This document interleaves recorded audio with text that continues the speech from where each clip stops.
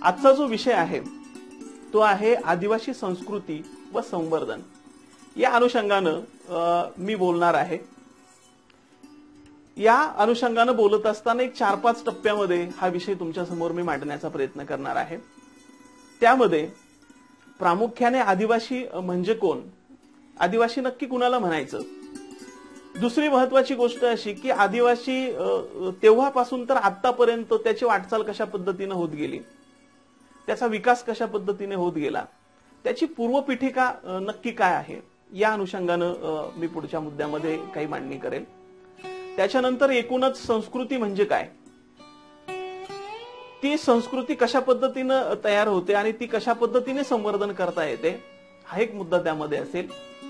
आणि दुसरा आणि महत्त्वाचा मुद्दा असा की आदिवासींच्या संस्कृतीचं वेगळेपण काय, आदिवासी संस्कृती काय सांगते, आणि ही आदिवासी संस्कृती आपल्याला जर टिकवायची असेल, तिचं संवर्धन करायचं असेल, तिचं जतन करायचं असेल, तर त्यासाठी आपल्याला काय करावं लागणार आहे, अशा 4-5 टप्प्यामध्ये या विषयाची मांडणी मी तुमच्या समोर करणार आहे। खरं तर मगाशी म्हटल्याप्रमाणे हे एक आव्हानच आहे, कारण पुढे मोबाईल आहे आणि मोबाईलच्या स्क्रीनमध्ये आपणच आपल्याला बघत आहे आणि मग त्याच्याकडे बघून बोलत आहे। तर अर्थात हरकत नाही, आपल्याला असे नवे नवे प्रयोग करावे लागणार आहेत आणि ही माध्यमांची ओळख करून घ्यावी लागणार आहे। तर आता आपण त्या विषयाकडे जायला हरकत नाही असं मला वाटतं। आदिवासी म्हणजे कोण या विषयाच्या अनुषंगाने विचार करत असताना आपण अनेक पुस्तकं वाचतो, अनेक ठिकाणी आपण वाचलेलं आहे, अनेक व्याख्यानांमधून ऐकलेलं आहे की जो जंगलामध्ये राहिलेला आहे पूर्वीपासनं, जंगल जमीन हेच त्याचं विश्व आहे आणि त्या विश्वामध्येच त्याची जी जडणघडण आहे ती होत आहे। तो डोंगर दऱ्यांमध्ये वाढलेला आहे, तो या इतर संस्कृतीपासून, इतर समाजापासून दूर आहे। डोंगर दऱ्यांमध्ये, कड्याकापर्यांमध्ये राहिलेला जो समाज आहे, जो वंचित आहे, पीडित आहे, अशा समाजाला आपण आदिवासी समाज म्हणतो। आणि हा आदिवासी समाज, याची संस्कृती नक्की काय असली पाहिजे किंवा त्याची तो आतापर्यंत कशा पद्धतीने घडत गेला, म्हणजे आदिवासी समाजालाच नाही तर एकंदरीत मानवी समूहाला, मानवाच्या निर्मितीला साधारणतः 10,000 वर्ष पाठीमागे जर आपण जाण्याचा प्रयत्न केला तर तेव्हापासून आधुनिक माणसाची जी वाटचाल आहे ती आपल्याला पाहायला मिळते। मग त्याच्यात आदिवासी असेल किंवा इतरही समाज असेल। 1874 पर्यंतचा जर कालखंड आपण पाहिला तर 1874 पर्यंतचा समाज जर आपण पाहिला, आदिवासी समाज जर पाहिला, तर तो जंगलाचा राजा होता। तो जंगलात राहत होता, डोंगर दऱ्यांमध्ये फिरत होता, झाडांमध्ये, वनस्पतींमध्ये त्याचा जे काही जीवन आहे ते व्यतीत होत होतं।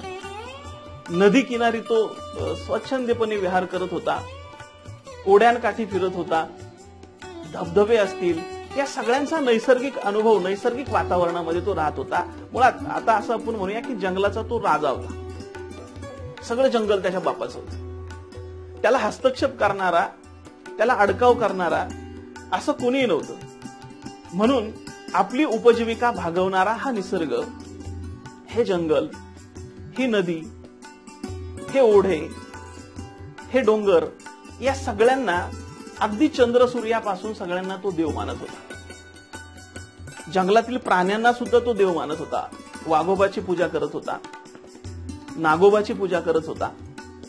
कारण ज्या जंगलावरती आपली उपजीविका आहे, ज्या जंगलामध्ये आपलं वास्तव्य आहे, ज्या जंगलाच्या सानिध्यामध्ये मी माझं जीवन व्यतीत करत आहे, ते जंगल, ती जमीन, ते पाणी, हे सगळं त्याचं दैवत होतं। मग पाणी पूजा असेल किंवा शेतीची पूजा असेल, या सगळ्या गोष्टींची पूजा तो तेव्हापासून करत होता।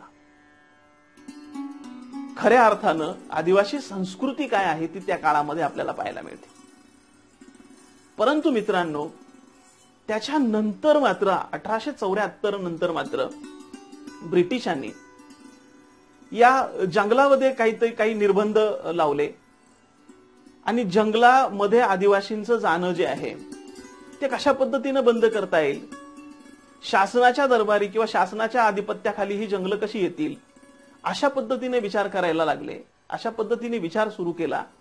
आणि आदिवासी समाज जो आहे तो या जंगलापासून दूर जायला लागला, म्हणजे त्याला दूर ढकललं गेलं, दूर काढलं गेलं. अगदी हा काळ 1927 पर्यंत. 1927 ला नवीन वन कायदा आला आणि मग सगळ्याच प्रदेशातलं जंगल जे आहे ते जंगल शासनाच्या ताब्यामध्ये गेलं, त्याच्या मालकीत गेलं. आदिवासीच्या समोर प्रश्न निर्माण झाला की अरे आता जर आपण जंगलामध्ये राहत होतो, जंगलच आपलं सगळं उदरनिर्वाहाची साधनं होती, दैनंदिन जीवन अगदी सकाळी उठल्यापासून तर रात्री झोपेपर्यंत सगळं काही जंगलावरती अवलंबून होतं, निसर्गावरती अवलंबून होतं, मग आता आपण जगणार कसे? इतर गोष्टी खरेदी करण्यासाठी, इतर गोष्टी घेण्यासाठी त्यांना पैशाची गरज भासू लागली आणि पैशाची गरज ही कशा पद्धतीनं पूर्ण होणार म्हणून मग शेठ सावकार यांच्याकडनं कर्ज उचलली जाऊ लागली. त्या कर्जाला तारण म्हणून जमिनी ठेवल्या गेल्या आणि अर्थात हे सावकार, शेठ सावकार त्या काळातले निश्चितच आदिवासी हिताचा विचार करणारे नव्हते. त्यामुळे त्यांनी आदिवासींना त्रास द्यायला सुरुवात केली. त्यांच्या जमिनी लुटल्या, व्याज वाढवलं, कामगार म्हणून त्यांना राबवलं, सालगडी म्हणून त्यांना ठेवलं आणि व्याज डबल टिबल करून अक्षरशः त्यांच्या सगळ्या जमिनी हडप केल्या. हा स्वतंत्र पूर्व कालखंडातला इतिहास आहे. त्यानंतर मग आदिवासींमध्ये या अन्यायाची जाणीव व्हायला लागली. मग आदिवासीतील तंट्या भिल असेल, खाजा नाईक असतील, बिरसा मुंडा असतील, हे जे क्रांतिकारक आहेत यांनी बंड करायला सुरुवात केली आणि आदिवासींवरती होणारा जो अन्याय आहे त्या अन्यायाला वाचा फोडण्याचं काम त्या काळामध्ये कुठेतरी आपल्याला झालेलं पाहायला मिळतं. मग नंतर स्वातंत्र्य मिळालं 1947 मध्ये. मग आपल्याला असं वाटायला लागलं, म्हणजे आदिवासी समाजालाच नाही तर जे पीडित समाज होते, दलित समाज असेल किंवा इतर समाज असतील, त्यांना असं वाटायला लागलं की आता खऱ्या अर्थाने आपल्याला सुखाचे दिवस येतील, आपण स्वतंत्र होणार वगैरे, या सगळ्या गोष्टी त्यांना वाटायला लागलं. परंतु प्रत्यक्षात स्वातंत्र्य मिळाल्यानंतर सुद्धा आदिवासीच्या जीवनामध्ये काही परिवर्तन झालेलं आपल्याला पाहायला मिळालं नाही. दलितांच्या जीवनामध्ये काही परिवर्तन झालेलं आपल्याला पाहायला मिळालं नाही. आणि म्हणून त्या कालखंडामध्ये नामदेव ढसाळांच्या एका कवितेमध्ये फार सुंदर ते सांगतात की ते म्हणतात, स्वतंत्र हे कुठल्या काढवीचं नाव आहे. जर ज्या स्वातंत्र्याने माणूस स्वतंत्र होऊ शकत नाही, आदिवासी अजूनही भूक कंगाल आहे, त्याला जगण्यासाठी ज्या सुविधा पाहिजेत त्या सुविधा मिळाल्या नाहीत, तर मग हे आदिवासी किंवा या स्वातंत्र्याचा अर्थ काय नक्की? अगदी अण्णाभाऊ साठ्यांच्या साहित्यामध्ये जर तुम्ही पाहिलं तर अण्णाभाऊ साठे सुद्धा म्हणतात, ये आजादी झुटी है, देश की जनता भूकी है. आणि हे भूकेपण हे आदिवासींनी पण अनुभवलेलं आहे. आणि म्हणून सातत्याने स्वातंत्र्यानंतर सुद्धा आदिवासींना संघर्ष करावा लागला. आदिवासींपर्यंत आरोग्याच्या सुविधा पोहोचल्या नाहीत, आदिवासींपर्यंत शिक्षणाच्या सुविधा पोहोचल्या नाहीत. परंतु स्वातंत्र्यानंतर मात्र एक गोष्ट चांगली घडली, म्हणजे कुठंतरी शिक्षणाचा अधिकार मिळाला आणि आदिवासी समाजातील ठराविक लोक का होईना शिकायला लागले. शिकल्यानंतर त्यांना आपला समाज काय ते समजायला लागला, आत्मभान आलं, आपल्या अस्तित्वाची जाणीव व्हायला लागली आणि मग तो या सभोवतालच्या परिसरावरती विचार करायला लागला, चिंतन करायला लागला आणि त्याच्या मनामध्ये ज्या काही गोष्टी तयार झाल्या त्या गोष्टी तो बोलू लागला.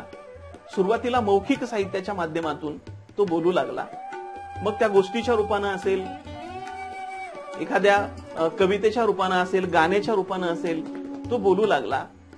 त्यानंतर मात्र 1979च्या दरम्यान जर विचारोपण केला तर तेव्हा भद्रावतीमध्ये पहिलं साहित्य संमेलन, पहिल्या साहित्य संमेलनाची मुहूर्त मेढरवली आणि त्याच्यानंतर मग एक बरेचसे साहित्यिक एकत्र आले आणि त्या अनुषंगानं आदिवासी साहित्य चळवळ जन्माला आली. आणि मग तिथून पुढे आदिवासी साहित्याचा एक वेगळा सुबा म्हणता येईल आपल्याला, तो निर्माण झाला आणि मग अनेक कवींनी त्याच्यामध्ये लिहायला सुरुवात केली. त्याच्यामध्ये मग वारूदादांचं काम खूप मोठं आहे. त्यांचं आदिवासी साहित्या संदर्भातलं आणि आदिवासी संस्कृती संदर्भातलं, चळवळीच्या संदर्भातलं एकूणच जे योगदान आहे ते प्रचंड मोठं आहे.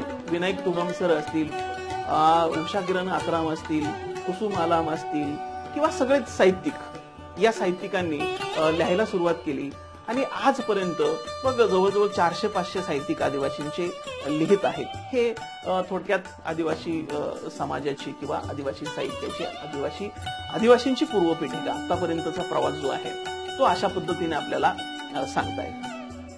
दुसरी महत्वाची गोष्ट अशी की त्याच्यानंतर आपण जे बोलणार आहोत तो म्हणजे संस्कृती म्हणजे नक्की काय.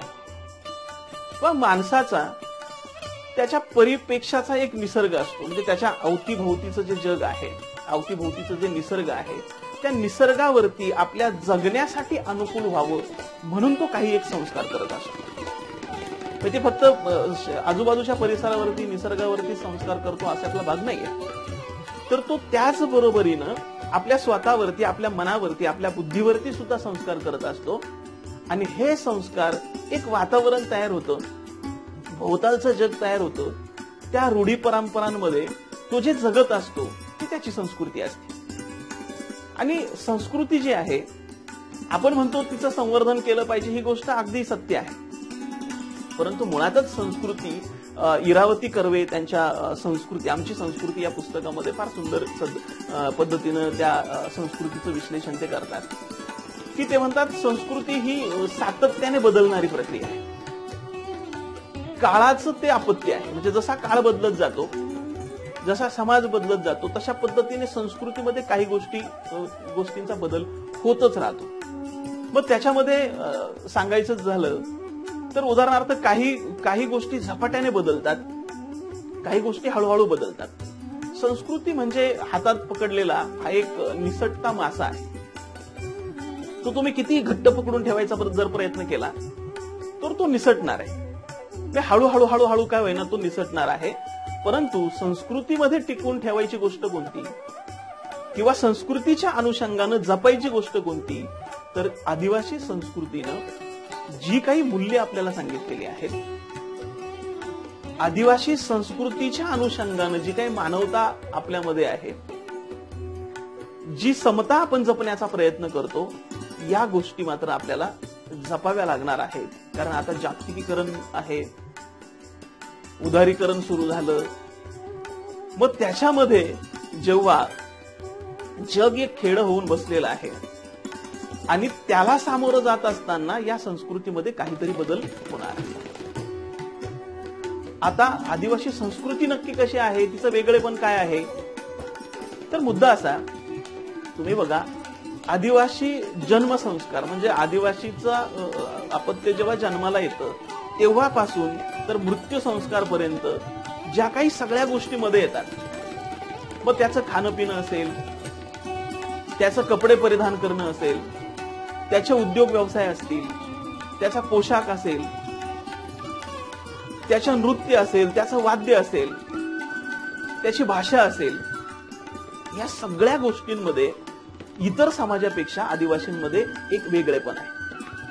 आणि ते का टिकून राहिलं, तुम्ही बघा 5व्या साहित्य संमेलनामध्ये जेव्हा वारुदादा अध्यक्ष होते तेव्हा त्यांच्या भाषणामध्ये ते फार सुंदर पद्धतीने सांगतात की आफ्रिकेमध्ये पहिल्यांदा आफ्रिकेच्या जंगलामध्ये मानवाची निर्मिती झाली, माणूस जन्मला. त्याच्यानंतर मग तो हळूहळू विकसित झाला. भारताच्या बाबतीत जर विचार करायचा झाला तर आर्य भारतामध्ये जेव्हा आले आणि जी माणसं टोळ्याटोळ्याने राहत होती आदिवासी समाज, तर या आर्यांच्या आक्रमणांमुळे काही समाज त्यांच्यामध्ये समाविष्ट झाला, काही त्यांच्याबरोबर युद्ध करण्यामध्ये किंवा हरला आणि काही आपलं अस्तित्व टिकवण्यासाठी जंगलामध्ये राहिला. आणि त्या जंगलामध्ये राहिल्यानंतर त्या जंगलाच्या अवतीभोवती असणारं जे वातावरण आहे त्या वातावरणाची जुळवून घेत त्यांनी जी जगण्याची एक पद्धत विकसित केली ती खरं तर आदिवासी संस्कृती, आणि ती या संस्कृतीपेक्षा वेगळी आहे. कारण त्याच्यामध्ये सामूहिकता आहे. शेती करण्याच्या पद्धतीमध्ये सुद्धा तो सामूहिक पद्धतीने शेती करतो, इतरांना मदत करतो. प्रत्येक गोष्टीमध्ये तो समूहाचा विचार करतो. तो कधी कुणावरती अन्याय करत नाही. लग्न पद्धतीमध्ये तो हुंडा घेत नाही, स्त्रियांवरती अत्याचार होत नाही, तो कधी फासावरती चढत नाही, तो कधी भीक मागत नाही. हे जे वेगळेपण आहे इतर समाजापेक्षा, हे वेगळेपण ही आदिवासींची एक वेगळी ओळख आहे आणि ते वेगळेपण आपल्याला टिकवता आलं पाहिजे. ह्या आदिवासी संस्कृतीमध्ये असणारी जी वेगळी मूल्य आहेत, जे वेगळेपण आहे, ते वेगळेपण जर आपल्याला टिकवता आलं तर आपण आदिवासी संस्कृती टिकवू शकलो असा त्याचा अर्थ होईल. म्हणून मी एका गोष्टीच्या अनुषंगानं पुढे त्याचं संवर्धन कसं करायचं, त्याचं संवर्धन कशा पद्धतीने आपल्याला करता येईल याचा एक विचार आपल्या समोर ठेवण्याचा प्रयत्न करणार आहे की कशा पद्धतीने संवर्धन करायचं. मला वाटतं आदिवासी संस्कृतीच्या संवर्धनामध्ये सगळ्यात महत्वाचा मुद्दा येतो तो म्हणजे भाषेचा. एक भाषा नष्ट झाली की एक संस्कृती नष्ट होते. आता तुम्ही या परिसराचा जर विचार जर करायचा म्हटला, आंबेगाव, खेड, जुन्नर या भागाचाच विचार जर करायचा ठरला तर इथे मावळी बोली ही महादेव कळेंची बोली आहे. आणि या बोलीला जर आपल्याला जपायचं असेल, ही बोली जर आपल्याला टिकवायची असेल तर या बोलीमध्येच आदिवासींची सगळी संस्कृती, या भाषेमध्येच आदिवासींची सगळी जी संस्कृती आहे ती संस्कृती दडलेली आपल्याला पाहायला मिळते. मग ती भाषा कशी जतन करायची आणि ती जतन करत असताना आपल्या समोरची काय काय आव्हानं आहे. पहिला मुद्दा बघा की आता आदिवासी खेड्यांमधला असंख्य समाज जो आहे तो आता शहराकडे चाललेला आहे. तो कंपन्यांमध्ये नोकरी व्यवसाय करतोय, तिथं स्थायिक झालाय. त्याची लहान मुलं जी आहेत ते त्याच वातावरणामध्ये वाढतात. मग तिथे जर वाढल्यानंतर ती तिथलीच भाषा बोलणार, तिथलेच संस्कार त्यांच्यावरती होणार, तिथल्याच चालीरीती रूढी परंपरा त्याच्यावरती येणार. मग जर तो तिथेच राहिला, तिथेच त्याचं वास्तव्य असलं तर आदिवासी भाषेपासून तो दूर जाणार आहे. आणि दूर गेल्यानंतर त्याच्यावरती भाषेचे जे तिथले संस्कार होणार आहेत ते संस्कार निश्चितच मावळी बोलीला किंवा या आदिवासी बोलीला संपवणारे असणार आहे. मग तुम्ही असं म्हणाल, मग शहराकडे जायचंच नाही का? जर एकीकडे जंगल राहिलं नाही, जंगलाचे वेगवेगळे कायदे आले आणि त्या कायद्यानुसार जंगलामधून जी उपजीविका आपली होती ती आता होत नाही, वेगवेगळे व्यवसाय जे आपल्याला करायला पाहिजे तेही अजून तितके विकसित झालेत नाही, मग आर्थिकतेवरती ही जर व्यवस्था किंवा ही संस्कृती जर अवलंबून असेल आता, तर मग 2 पैसे कमवण्यासाठी आम्ही शहरात जायचंच नाही का, असाही प्रश्न निर्माण होऊ शकतो. परंतु मित्रांनो, हे जाणं किंवा हे न जाणं हे आपल्या हातातली गोष्ट राहिली नाही. ते जाणारच आहेत आणि गेल्यानंतर त्या भाषेमध्ये परिवर्तन होणार आहे, बदलणार आहे. आज आपण लहान असताना आपली भाषा आणि आत्ताची आपली भाषा या गोष्टींचा जर विचार केला तर त्याच्यामध्ये जमीन आसमानचा फरक पडत आलेला आहे. आदिवासी जेव्हा शहराकडे जाणार आहे तो प्रगतीच्या 4 गोष्टी शिकायचा प्रयत्न करणार आहे, तेव्हा हे बदल होणारच आहेत. त्याच्यामध्ये आपण फार काही करू शकणार नाही किंवा फार थांबवता येणार नाही. मग जर तरी सुद्धा आपल्याला याच्यातून आदिवासी संस्कृती टिकवायची जर असेल तर काही वेगळ्या गोष्टींचा विचार आपल्याला यासाठी करावा लागणार. मध्ये या फेसबुकच्याच माध्यमातून माझे एक मित्र रामदास लोखंडे ते बऱ्याच वेळा त्या फेसबुकवरती वेगवेगळ्या पोस्ट टाकत असतात.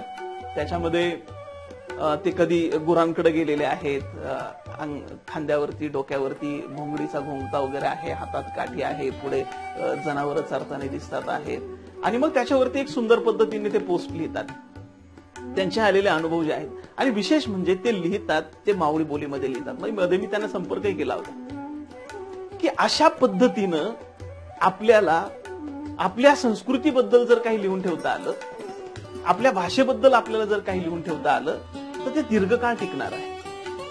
ते जर पुस्तक रूपामध्ये आलं, मग ते आत्मकथनाच्या स्वरूपात आलं तरी चालू शकतं किंवा कथेच्या माध्यमातून आलं तरी चालू शकतं. पण ती जी भाषा आहे ती भाषा आपल्याला टिकवण्यासाठी आपल्याला लेखनाकडे वळावं लागेल आणि लेखनाकडे वळल्यानंतर आपल्याला हे अशा पद्धतीनं ते साहित्य टिकवता येईल. आणि जेव्हा साहित्य टिकवण्याचा प्रयत्न करतो, साहित्य निर्मितीचा प्रयत्न करतो, कविता करण्याचा प्रयत्न करतो, आत्मकथन लिहिण्याचा प्रयत्न करतो, तेव्हा ती भाषा आपली संस्कृती त्या अनुषंगानं त्या भाषेमधून त्या साहित्यामध्ये त्या लेखनामध्ये मांडण्याचा प्रयत्न होत असतो. किंवा डॉक्टर कृष्णा भावारींची इदोस नावाची कादंबरी आहे, मला वाटतं आपल्यापैकी बऱ्याच लोकांनी ती वाचली असेल. त्या कादंबरीमध्ये जी भाषा वापरलेली आहे, मला वाटतं एक भाषेचा समृद्ध ठेवा त्या कादंबरीमध्ये त्यांनी जपण्याचा प्रयत्न केलेला आहे. ती दर्जेदार कादंबरी आहे. म्हणूनच एका आदिवासी भागातला एक मुलगा त्याच्या भागामध्ये घटणाऱ्या प्रसंगाची नोंद त्या कादंबरीमध्ये करतो आणि त्याच्यानंतर त्या कादंबरीची दखल नांदेड विद्यापीठाला घ्यावी लागते. नांदेड विद्यापीठामध्ये ती कादंबरी आज अभ्यासाला लावलेली आहे. म्हणजे आपण जर एखादा मुद्दा आपण जर आपली संस्कृती पुस्तकांच्या माध्यमातून, कथेच्या माध्यमातून, कादंबऱ्यांच्या माध्यमातून जर समाजासमोर मांडण्याचा प्रयत्न केला तर ती संस्कृती टिकवण्यासाठी फार मोठं योगदान आपलं आहे. मग फक्त पुस्तकाचंच माध्यम आहे का? तर नाही. त्याच्याही पेक्षा पुढे आपल्याला जावं लागेल की आपल्या आदिवासी समाजातील कुंडलिक केदारी हे जेव्हा चित्रपट निर्माण करतात, लघुपट निर्माण करतात आणि त्याच्या माध्यमातून आदिवासी संस्कृती जपण्याचा प्रयत्न करतात, हाही मार्ग आपल्याला अवलंबावा लागणार आहे. मग एखादा लघुपट असेल, शॉर्ट फिल्म ज्याला आपण म्हणतो, तशा पद्धतीने आपल्याला काय करता येईल का? आज आपले सण उत्सवांच्या बाबत जर आपण विचार केला तर ते बऱ्यापैकी आता कालबाह्य होत चालले. शिमगा आता शिमग्यासारखा आपल्याला प्रत्येक ठिकाणी, प्रत्येक गावामध्ये पाहायला मिळत नाही. त्याच्या बरोबरीनं ती शिमग्याची गाणी सुद्धा नष्ट होतात. जात्यावरती पूर्वी महिला सकाळी उठून दळायच्या, आता वेगवेगळ्या सुविधा आल्या त्यामुळे जातं राहिलं नाही. आणि मग जातं राहिलं नसल्यामुळे जात्यावरची जी गाणी आहेत, जात्यावरच्या ज्या ओव्या आहेत, त्याही कालांतरानं नष्ट झाल्या.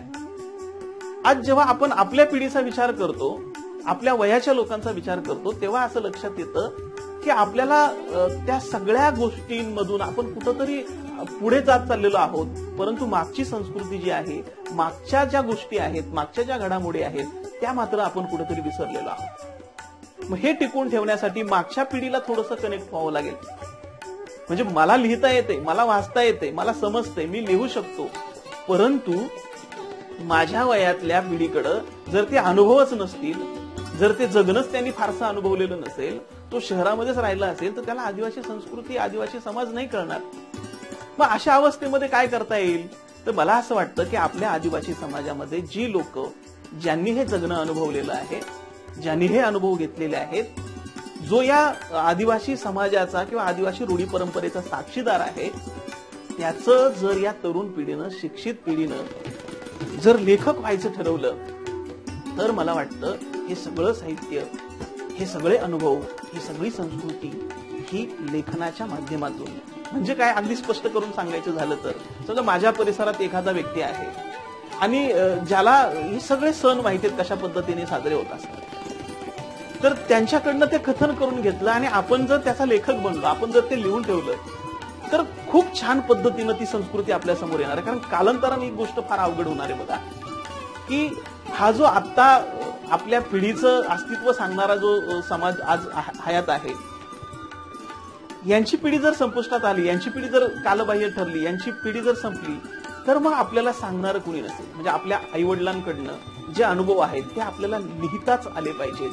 तरच आपल्याला आपल्या संस्कृतीतल्या काही गोष्टी टिकवता येऊ शकतात. मग ते अगदी मी म्हणेल फक्त पुस्तकाच्या माध्यमातून नाही, तर ऑडिओ बुक. ऑडिओ बुक म्हणजे काय थोडक्यात, की आपण जे रेकॉर्ड करतो आणि जे ऐकतो. आता ऑडिओ बुकची एक फार मोठं फॅड आलेलं आहे. सगळीकडे आपल्याला पुस्तकं कानाला हेडफोन लावून ऐकता येतात. म्हणजे वाचण्यासाठी आपल्याकडे वेळ नसतो, तर ते ऐकायचं. अशा पद्धतीनं त्याच्यातून अजून एक चांगली गोष्ट काय घडणार आहे, की नुसतं वाचून त्यांना ते शब्द उच्चार कळणार नाही, त्याचा अर्थ कळणार नाही, त्याच्यातले भाव कळणार नाही, परंतु जेव्हा ते आपल्या आवाजामध्ये किंवा ते चांगल्या पद्धतीने रेकॉर्ड झालं, तर ते भावासहित, त्याच्यातल्या आशयासहित, त्याच्यातल्या संस्कृतीसहित ते लोकांपर्यंत पोहोचू शकेल आणि ते दीर्घकाळ आपल्याकडे स्मरणात राहू शकतं. म्हणजे मौखिक परंपरा जशी कालांतरानं नष्ट होत गेली, ते साहित्य लोकांच्या स्मरणातून गेलं, तशा पद्धतीनं हे नष्ट होणार नाही. म्हणून हे अशा पद्धतीनं किंवा आपली संस्कृती युट्यूब चॅनलवरती आपण जर दाखवण्याचा प्रयत्न केला. आता हल्ली काही बऱ्याचशा आदिवासी समाजातील मुलांनी सुद्धा चांगल्या पद्धतीनं युट्यूब चॅनलवरती ही माहिती देण्याचा प्रयत्न केलेला दिसून येतो, परंतु तो अजूनही तोकडा आहे. अजूनही त्याच्यामध्ये चांगल्या पद्धतीनं आपल्याला करता येऊ शकतं. माझे मित्र मनोहर मोहरे त्यांनी मध्ये एक लेख लिहिला होता की रानभाज्यांवरती, मला वाटतं चायच्या भाजीवरती त्यांनी लिहिलेला होता. तर मला वाटतं अशा प्रत्येक भाजीवरती सुद्धा आपल्याला लिहिता येऊ शकतं. आणि आदिवासी समाजामध्ये कोणकोणता आहार होता, कशा पद्धतीने त्यांची जी इम्युनिटी पॉवर जी आहे ती स्ट्रॉंग का होती, तर त्याच्या पाठीमागचं कारण ही होती की ती निसर्गामध्ये वाढणाऱ्या परिपूर्ण असा आहार ते घेण्याचा प्रयत्न करत होतं. तर ही गोष्ट, आहाराच्या बाबतची गोष्ट, सणावारांच्या बाबतची गोष्ट, रूढी परंपरांच्या बाबतची गोष्ट, पोशाखाच्या बाबतची गोष्ट, ह्या सगळ्या गोष्टी साहित्याच्या माध्यमातून आपल्याला पुढे आणता येईल आणि त्याच्यासाठी मात्र आपल्याला तंत्रज्ञानाची जी मदत आहे ती मदत घेता येईल. आता संस्कृतीमध्ये सगळ्याच गोष्टी चांगल्या होत्या असं आपल्याला म्हणून चालणार नाही. तर आता ज्या गोष्टी आपल्याला बाधा निर्माण करतात त्या गोष्टी मात्र आपल्याला सोडाव्याच लागणार आहेत, त्या गोष्टी मात्र आपल्याला बदलाव्याच लागणार आहेत. त्याच्यामधली सगळ्यात महत्वाची गोष्ट म्हणजे आदिवासी संस्कृतीमध्ये दारू या गोष्टीला प्रचंड महत्व होतं. म्हणजे प्रत्येक त्याच्या जन्मापासून तर मृत्यूपर्यंत सगळ्याच ठिकाणी सगळ्याच कार्यक्रमांना ती दारू असायची. पण आपण थोडासा तेव्हाच्या कालखंडामध्ये जाऊन जर विचार केला ना, तर मग आपल्याला एक गोष्ट कळेल. म्हणजे भिल्ल समाजामध्ये ती एक गोष्ट आहे की मोहाच्या झाडावरतीची जी फुलं जी आहेत ती झाडाच्या फांदीवरती अटकतात आणि ऊन वारा पाऊस याच्या संयोगानं त्याची नैसर्गिकरित्या ती दारू तयार होते आणि ती दारू पक्षी म्हणजे त्याचा आस्वाद घेतात आणि पक्ष्यांनी आस्वाद घेतल्यानंतर ते झिंकतात. त्यांना एक वेगळी लहर त्यांच्यामध्ये निर्माण होते, ते नाचायला लागतात, बागडायला लागतात वगैरे. आणि त्या काळातला माणूस जेव्हा हे पाहतो ते पाहिल्यानंतर त्याला एक वेगळं आनंद मिळतो किंवा वेगळं एक वाटतं आणि तोही ती दारूची निर्मिती करायला सुरुवात करतो. परंतु तेव्हा जी दारू तयार केली जात होती ती फक्त मोहाच्या फुलांपासून तयार केली जात होती आणि तो आदिवासी कष्टकरी माणूस प्रचंड कष्ट करायचा आणि मग शरीराचा थकवा घालवण्यासाठी त्या फुलाच्या मोहाच्या फुलांच्या दारूचा आस्वाद घ्यायचा आणि तोही समूहाने घ्यायचा. परंतु त्याच्यामध्ये नंतर बदल होत असा गेला की नंतर त्याच्यामध्ये नवसागर टाकायला लागले, युरिया टाकायला लागले, वेगवेगळे रासायनिक घटक मिक्स करायला लागले आणि मग त्याचा जो परिणाम शरीरावरती व्हायला लागला तो अगदी विचित्र व्हायला लागला. आणि आज जर आपण पाहिलं, आपण जेव्हा आपल्या गावाकडे जातो आणि बघतो आजची तरुण पिढी जी आहे त्या तरुण पिढीमध्ये बराचसा वर्ग जो आहे तो या व्यसनाने व्यथित झालेला आपल्याला पाहायला मिळतो. त्यांची संसार उद्ध्वस्त झालेली पाहायला मिळतात. हे पाहिल्यानंतर कुठेतरी विचित्र वाटतं की जर आपण आदिवासी संस्कृतीमध्ये दारूला स्थान होतं असं आपण म्हणतो. मी विनोदाने कधी कधी असं म्हणत असतो. म्हणजे माझा एक मित्र आहे, त्याला मी म्हणतो अरे बाबा सोड आता, बस झालं, हे किती दिवस तू हे करणार. तर तो म्हणतो नाही, संस्कृती टिकली पाहिजे. दारू ही आदिवासी संस्कृतीचा एक महत्वाचा भाग आहे आणि असं आपण जर तो सोडून दिला तर मग संस्कृतीला बाधा येईल कुठेतरी. अशाही पद्धतीनं विचार करणारी काही माणसं आहेत किंवा काही अंधश्रद्धा आहेत आपल्या संस्कृतीच्या अनुषंगाने ज्या पुढे आलेल्या. म्हणजे काही समाजामध्ये बाल जन्माला आला किंवा आजारी पडल्यानंतर त्याला डागणी दिली जायची, म्हणजे चटका दिला जायचा, पोटावरती चटका द्या, हातावरती चटका द्या. तर ह्या पद्धती कालांतराने बंद पडल्या. डाकीन नावाची जी पद्धत आहे ती सुद्धा कालांतराने बंद पडत गेली. तर मला वाटतं काळाबरोबर बदलत जाते ती संस्कृती असते, परंतु तो बदल चांगला आहे का हे मात्र आपण प्रामुख्याने पाहिलं पाहिजे. म्हणजे जगाकडे पाठ करून आपल्याला आदिवासी संस्कृती जपता येणार नाही. जगातील काही नवीन बदल जे आहेत ते आपल्याला स्वीकारावेच लागणार आहेत. म्हणजे उदाहरणार्थ बघा, हे फेसबुकचं माध्यम जर आपण पाहण्याचा प्रयत्न केला तर एक गोष्ट तुमच्या लक्षामध्ये येईल की आदिवासींच्या लक्षणांमध्ये किंवा वैशिष्ट्यांमध्ये असं सांगितलं आहे की सीमित तंत्रज्ञान, म्हणजे त्याला तंत्रज्ञानाची फारशी ओळख नाही. पण आज आपण फेसबुक लाईव्हच्या माध्यमातून व्याख्यान ठेवू शकतो. मग जर समजा हे बदल आपण स्वीकारले, आता हे का करावं लागते त्याची पार्श्वभूमी वेगळी आहे.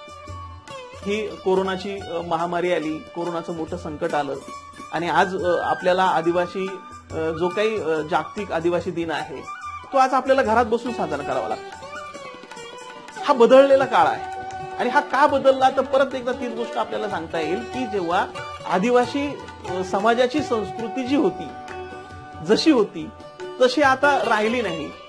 समाजामध्ये जो काही चंगळवाद पसरलेला आहे, जे काही निसर्गाचा ऱ्हास आपण केलेला आहे, त्या ऱ्हासामुळं ही अशी संकट निर्माण झालेली आहेत आणि त्याच्यामुळे आपल्याला आज घरात बसून या तंत्रज्ञानाच्या मदतीनं का होईना आपल्याला लोकांपर्यंत पोहोचावं लागतं. मग आदिवासी संस्कृतीमध्ये, आदिवासी समाजामध्ये, आदिवासी समाजाच्या या लक्षणांमध्ये जर सीमित तंत्रज्ञान असेल तर आपल्याला ते सीमित ठेवून चालणार नाही. काळाबरोबर आपल्याला बदलावं लागेल. उलट मी तर म्हणतो या तंत्रज्ञानाच्या माध्यमातूनच आपली संस्कृती आपल्याला संवर्धन करता येईल, आपली संस्कृती आपल्याला जपता येईल. तर या गोष्टींचा विचार या अनुषंगाने व्हायला पाहिजे.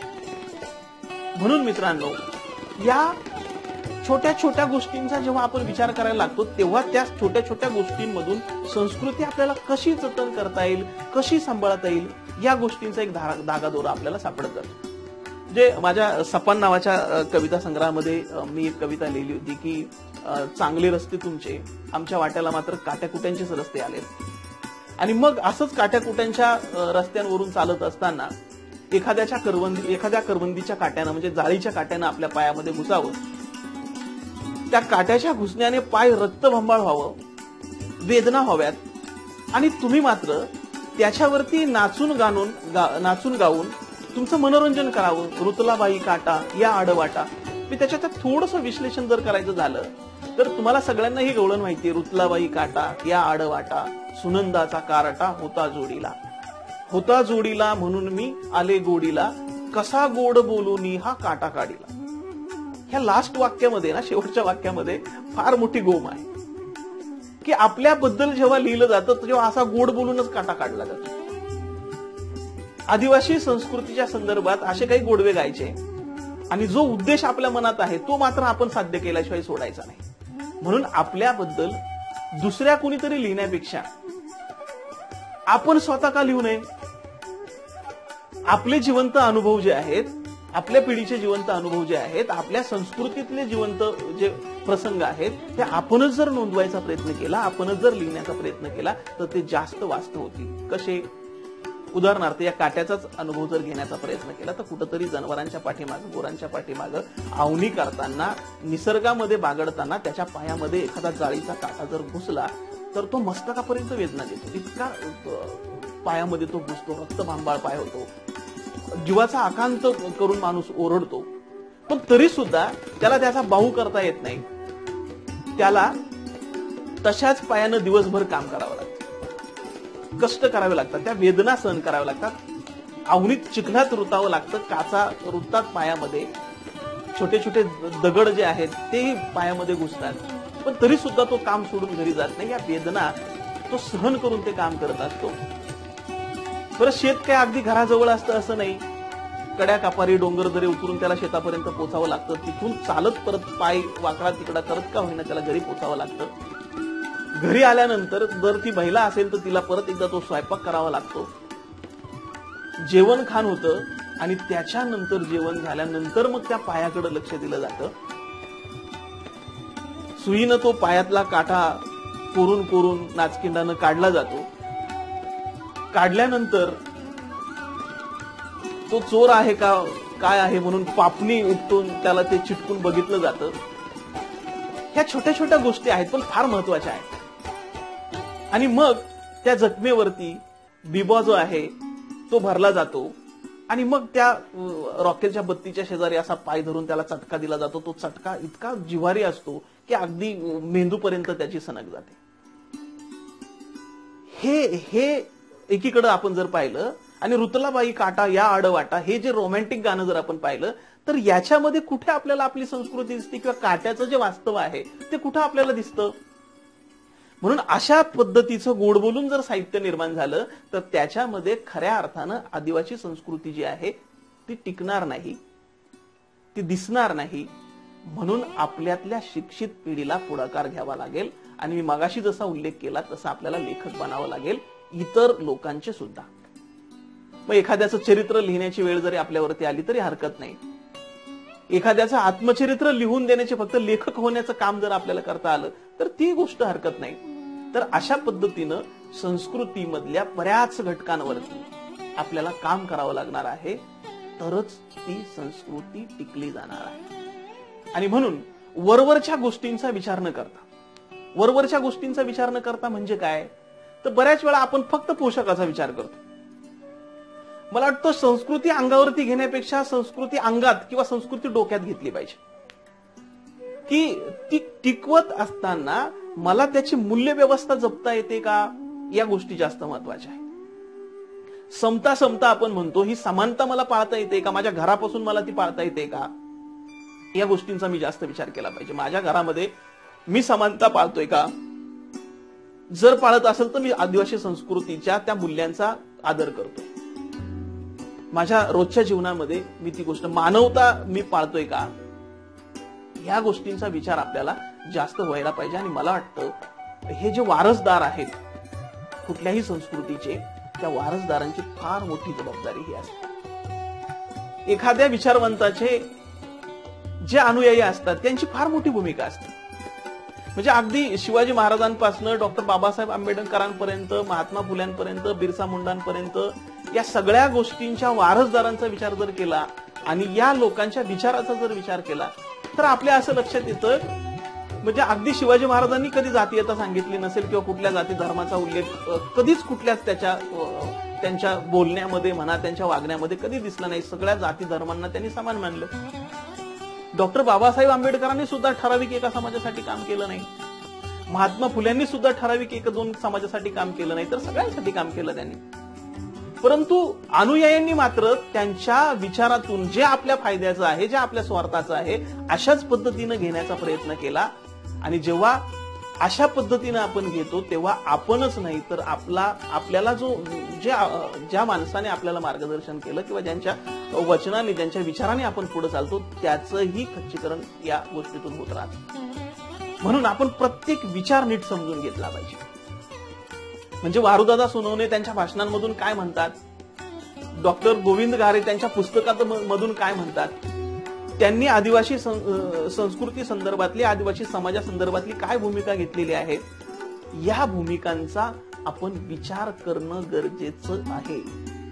म्हणजे याच्यासाठी आपला अभ्यास असणं गरजेचं आहे. आणि जोपर्यंत आपण अशा अनुषंगानं आपला अभ्यास वाढवणार नाही तोपर्यंत आपल्याला संस्कृती कळणारही नाही आणि संस्कृती कशी टिकवायची, कशी टिकवली पाहिजे याही गोष्टीचा विचार समोर येणार नाही. म्हणून आपला अभ्यास हा फार महत्वाचा आहे.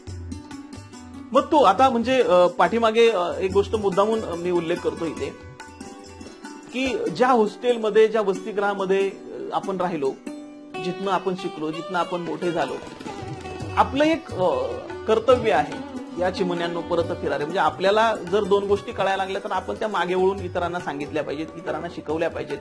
त्यांच्या समोरच्या अडचणी ज्या आहेत त्या अडचणी आपण दूर करायचा प्रयत्न केला पाहिजे. याच्यासाठी मी एक असा प्रयोग करून पाहिला की आपल्या त्या हॉस्टेलमध्ये जाता येईल का, आपली जी भावंड आता तिथे नव्याने शिकतात त्यांना काही मार्गदर्शन करता येईल का. मी 2-3 वर्ष तो प्रयोग करूनही पाहिला. म्हणजे अगदी घोडेगावच्या हॉस्टेलला असेल, जुन्नरच्या हॉस्टेललाही मी आलो होतो, मनसरच्या हॉस्टेललाही आलो होतो. परंतु नंतर जो प्रतिसाद असायला हवा होता तो हळूहळू कमी पडत गेला. आणि ज्या पद्धतीनं मुलांनी त्या गोष्टी घ्यायला पाहिजे होत्या तसं काही घडलं नाही. त्याच्यामध्ये सुद्धा परत एकदा मग त्या मुलांची एकमेकांची भांडणं होणं असेल किंवा आत्ता हॉस्टेलचं जे स्वरूप बदललेलं आपण पाहिलंय ते अगदी विचित्र आहे. मी या लाईव्हच्या माध्यमातून नाही सांगत तुम्हाला, परंतु या गोष्टीचा विचार आपण जरूर केला पाहिजे की आपण या आदिवासी समाजाचे वारसदार आहोत आणि उद्या आपल्याकडे बघून लोक आदिवासीची संस्कृती कशी होती हे ठरवणार आहे. मग ती संस्कृती फक्त पुस्तकात चांगली होती, व्याख्यानांमधून तिचे गोडवे गायले असं व्हायला नको. तर ती संस्कृती आपल्या जगण्यामधून सुद्धा, आपल्या वागण्यामधून सुद्धा, आपल्या समाजामधून सुद्धा, आपल्या रीतिरिवाजांमधून सुद्धा ती दिसली पाहिजे. ती दिसली तरच ती संस्कृती लोक स्वीकारण्याचा प्रयत्न करतील, अंगीकारण्याचा प्रयत्न करतील. परंतु जर ती पुस्तकातच राहिली, जर ती चित्रपटांमध्येच जर राहिली तर मात्र आदिवासी संस्कृती इतर समाजही स्वीकारणार नाही आणि आपल्याला जी टिकवण्याची जी भाषा आपण करतोय तीही आपल्याला जमणार नाही. म्हणून ही नाळ जी आहे आदिवासी संस्कृतीच्या संदर्भातली ती आपल्याला टिकवता आली पाहिजे, ती आपल्याला जपता आली पाहिजे. ती जपणं हे आपलं महत्वाचं काम आहे. अशा पद्धतीनं या अनुषंगानं आपल्याला काही गोष्टी सांगता येतील. खरं तर खूप गोष्टी आहेत, खूप मुद्दे त्या अनुषंगानं आपल्या समोर मांडता येतील. परंतु मगाशी मी म्हटलो तसंच की खरंच माझं बोलणं तुमच्यापर्यंत पोहोचतंय का, तुम्हाला ते समजतंय का, तुम्हाला ते रुचतंय का, तुमच्या मनावरती माझ्या बोलण्याचा काही एक परिणाम तो होतोय का. जर समोर व्यक्ती असले की आपल्याला ते कळतं, आपलं बोलणं समोरच्याला कळतंय, समजतंय, त्याच्या चेहऱ्यावरती दिसले की एखाद्याला राग येतोय आपला, कधी थांबावं की अजून वाढवावं. कधी कधी समोरचे लोक बोर झालेले असतात, मग आपल्याला विनोदाच्या अंगानं थोडंसं सांगावं लागतं, विनोदाच्या अनुषंगानं थोडंसं बोलावं लागतं, त्यांना परत विषयाकडे आणता येतं. परंतु हे एक नवं माध्यम आहे. या माध्यमाच्या अनुषंगानं आपण हा एक चांगला प्रयत्न खरं तर करण्याचा प्रयत्न केला. आदिवासी कृती समितीच्या सर्व पदाधिकाऱ्यांचं मी पुन्हा एकदा आभार मानतो, अभिनंदन करतो. मेमाने सर असतील, गणपत सर असतील आणि अजून जे माझे मित्र मैत्रिणी सगळ्या ज्या मला फेसबुक लाईव्ह वरती ऐकत आहेत, या सगळ्यांचं आभार मानतो. आणि एक थोडक्यामध्ये परत एकदा याचा एक थोडासा आढावा घेतो की ही आदिवासी संस्कृती जर आपल्याला टिकवायची असेल तर त्याच्या रीती परंपरा काय होत्या हे आपल्याला साहित्याच्या अनुषंगाने मांडता येतील, त्याचे चित्रफित बनवता येतील, त्याचं रेकॉर्डिंग करता येईल, त्याचं ऑडिओ आपल्याला करता येईल. पोशाखाच्या संदर्भात जर बोलायचं झालं तर तोही वेगवेगळ्या जमातींचे वेगवेगळे पोशाख आहेत, ते कशा पद्धतीने बदलत गेले. म्हणजे अगदी सुरुवातीपासून झाडाची पानं गुंडाळण्यापासून लंगोटी लावण्यापासून तर आता सुटापुटात असणारा आदिवासी यापर्यंत ती परंपरा कशा पद्धतीने गेली याच्यावरती आपल्याला बोलता येईल. दुसरी गोष्ट महत्वाची अशी की मला वाटतं या प्रत्येक गावामध्ये जे शिक्षित तरुण आहेत त्या शिक्षित तरुणांचा जर आपण एक गट तयार केला आणि त्यांनी फक्त काय करायचं की ज्या शासनाकडनं वेगवेगळ्या योजना येतात त्या योजनांचा अभ्यास करून आपल्या इतर बांधवांना सांगण्याचा प्रयत्न करायचा, त्याही गोष्टींचा आपल्याला विचार करता येईल. म्हणजे आदिवासी समाज पुढे कसा नेता येईल ही गोष्ट आहे. आणि दुसरी गोष्ट मगाशी जो म्हटलं मी की लेखनाचा जो मुद्दा आहे, आपल्याला लेखक बनावं लागेल इतरांचं. आपल्याकडे जरी प्रतिभा नसेल पण दुसऱ्याकडे एखाद्याकडे प्रतिभा आहे पण त्याच्याकडे त्याला लिहिता येत नाही, तो अशिक्षित आहे, तर त्याचा लेखक आपल्याला बनता येईल का, याही गोष्टींचा आपल्याला विचार करता येईल. आणि युट्यूब सारख्या माध्यमातून, वेबसाईट सारख्या माध्यमातून आपल्याला आता जागतिक लेवलला आपल्याच काही गोष्टी पोहोचवता येतील का याचाही आपल्याला विचार करावा लागेल. कधी कधी आपल्याला प्रश्न असा पडतो की हिरडा आपल्या भागात निर्माण होतो परंतु आजही हिरड्याचा भाव ठरवण्याचा अधिकार आपल्याला नाही. मग याच्यावरती आपल्याला काही काम करता येईल का? हिरड्याची फॅक्टरी म्हणा किंवा हिरड्यावरती जी प्रक्रिया केली जाते त्याचं काही आपल्याला तंत्रज्ञान विकसित करता येईल का?